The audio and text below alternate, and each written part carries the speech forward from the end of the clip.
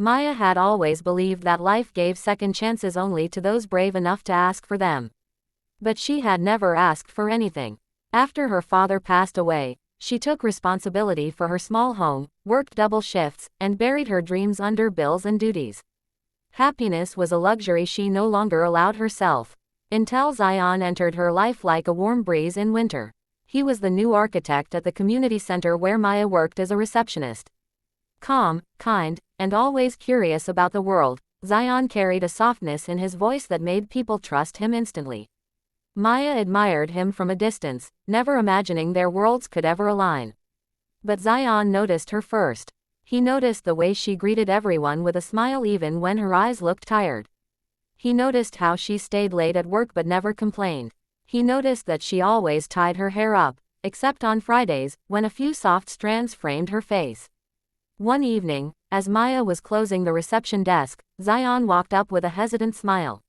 "You always take care of everyone," he said gently. "Does anyone take care of you?" The question caught her off guard. No one had ever asked her that. "I'm fine," she replied quickly. "But fine isn't the same as happy," he whispered. From that day, Zayan made small efforts, leaving flowers on her desk without a name, bringing her warm tea on late evenings, making her laugh when the world felt heavy. Maya resisted in the beginning. She didn't want to depend on anyone. She didn't want her heart to hope for something she couldn't afford to lose.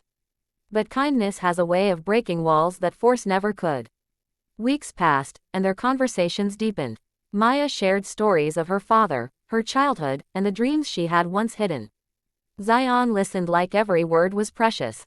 He never pushed, only waited for the moments she chose to trust him.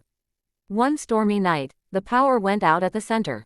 Maya startled at the thunder, and Zayan instinctively stepped closer, offering the light of his phone. "I'm right here," he said softly. Something in Maya's chest shifted. For the first time in years, she didn't feel alone. She looked up at him, the glow of the phone lighting his calm eyes. "Why do you care so much?" "Because," he said, "you deserve someone who sees you. And I see you, Maya." Her breath trembled. No one had ever said such words to her. In the dim light, she whispered, "I'm scared." "So am I," he replied.